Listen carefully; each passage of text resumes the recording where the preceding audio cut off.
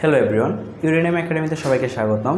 তো আমরা গত ক্লাসে দেখেছিলাম গতির প্রথম সমীকরণ। এখন আজকে আমরা একমাত্রিক ক্ষেত্রে গতির দ্বিতীয় সমীকরণ নিয়ে। তো গতির দ্বিতীয় সমীকরণটি হচ্ছে, আমরা জানি V S equal to U T plus half of A T square. আচ্ছা, তো দেখো আমরা এখানে লিখেছিলাম X equal to x naught. তো আমরা সরণ বলতে কী বুঝি? সরণ বলতে বোঝায় যে কোনো একটা বস্তুর আদি অবস্থান এবং তার শেষ অবস্থান মধ্যে, ধরো একটা বস্তু কণা যদি এখান থেকে এখানে হয়, তাহলে তার আদি অবস্থান হচ্ছে এক্স নট আর শেষ হচ্ছে এক্স। তাহলে এটা হচ্ছে এক্স মাইনাস এক্স নট, শেষ অবস্থান থেকে আদি অবস্থানের বিয়োগফলকে কেউ সরণ বলে। তো আমরা এখানে এক্স মাইনাস এক্স নট লিখতে পারি। আর এখানে যেহেতু আমরা জানি আদিবেগকে আমরা বি নট দ্বারা ডিনোট করে থাকি, তাহলে যেহেতু এক্স অক্ষ বরাবর V naught X equal half, যেহেতু তরণ এক্স তাহলে এ এক্স টি স্কোয়ার। তো এই সমীকরণটাকে আমরা সাজিয়ে লিখেছিলাম এভাবে।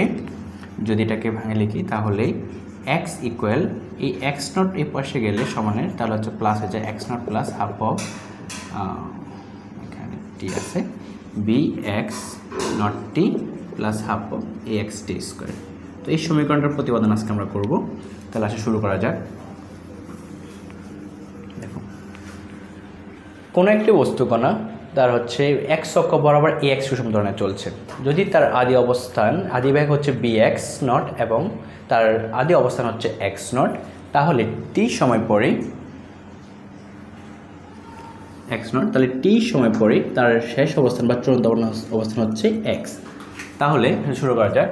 তাহলে আমরা কোনো একটি বস্তু না এ এক্স সুষম ত্বরণে এক্স অক্ষ বরাবর চলছে এবং এর আদি অবস্থান হচ্ছে এক্স নট এবং সে আদি বেগ হচ্ছে বি এক্স নট। তাহলে টি সময় বস্তুর শেষ অবস্থান হচ্ছে এক্স। তাহলে ত্বরণের সমস্যা আমরা ত্বরণ জানি a x equal to d B x by d t. সময় সাপেক্ষে বেগের পরিবর্তনকে ত্বরণ বলা হয়।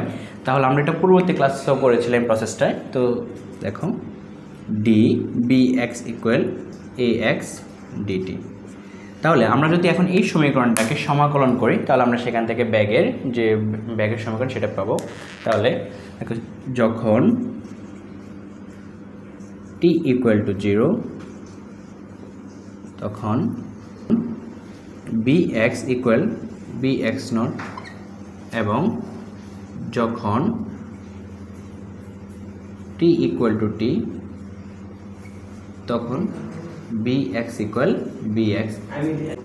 এই সীমার মধ্যে সমাকলন করে পাই। তাহলে দেখো integration of D B X.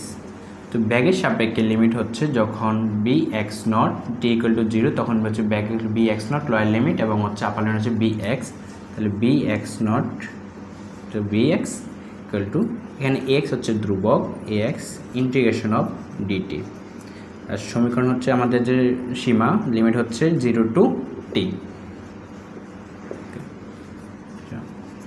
তো আমরা আগে দেখেছিলাম ইন্টিগ্রেশন অফ ডিএক্স ইকুয়াল হচ্ছে এক্স। তাহলে আমরা এখানে লিখতে পারি যে integration of D B x equal হচ্ছে বি এক্স, যে লিমিট বসিয়ে দাও V x naught V x equal A X integration of DT equal হচ্ছে টি 0 টি।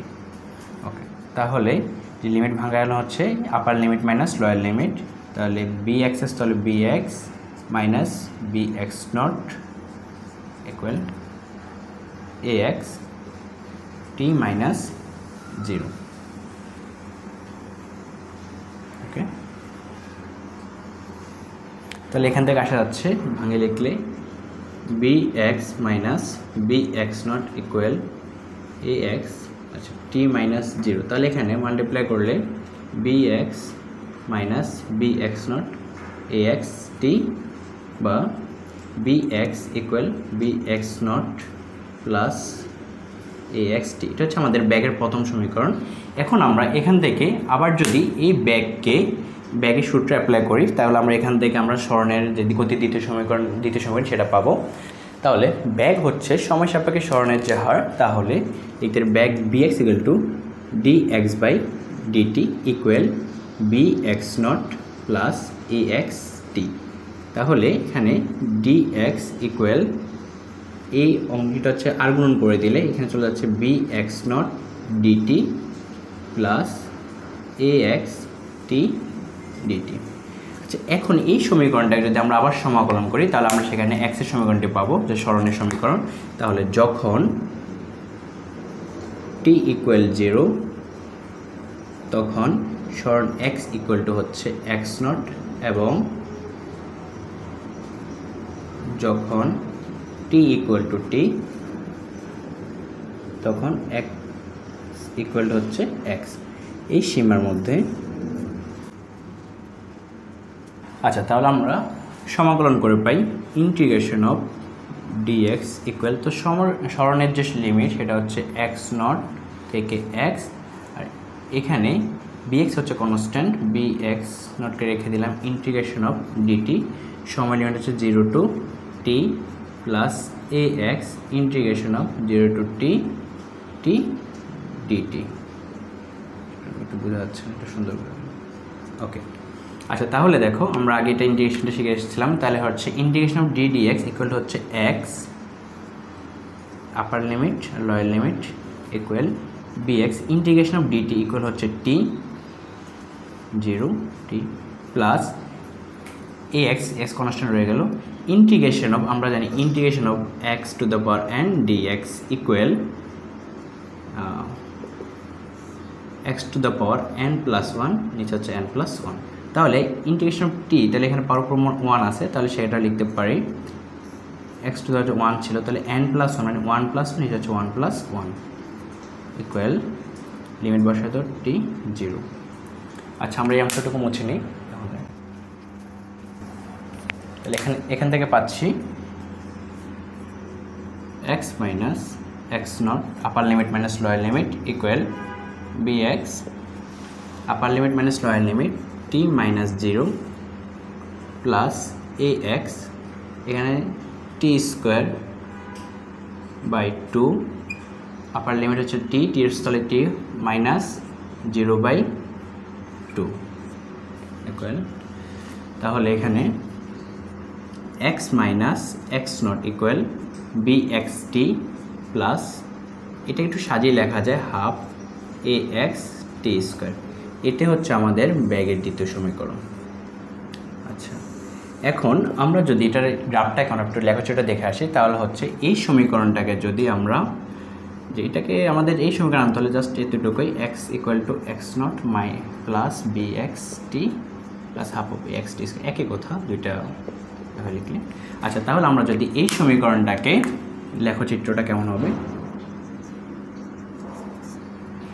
এই সমীকরণকে B X plus C X স্কোয়ারের সাথে তুলনা করি, সেটা হচ্ছে আমাদের যে অধিবৃত্তের সমীকরণ। তাহলে সেই অধিবৃত্তের গ্রাফটাই হচ্ছে আমাদের যে গতি সমীকরণ, দ্বিতীয় সমীকরণের গ্রাফ। তাহলে দেখো এই সমীকরণকে y equal to B X plus C X স্কোয়ারের অধিবৃত্তের সমীকরণ। তাহলে অধিবৃত্তের লেখচিত্রটা কেমন আমরা জানি সবাই, এখানে হচ্ছে টাইম, এখানে হচ্ছে সরণ এক্স মাইনাস এক্স নট। তাহলে ওদের যে গ্রাফটা একটু কার্ভ আকৃতি, সেটা হচ্ছে অধিবৃত্তের সমীকরণ। ওকে, তো ধন্যবাদ সবাইকে। যদি ভিডিও বুঝতে কোনো সমস্যা হয়ে থাকে তাহলে অবশ্যই কমেন্টে জানাবেন, আর ভিডিও ভালো লাগলে লাইক এবং সাবস্ক্রাইব করবেন।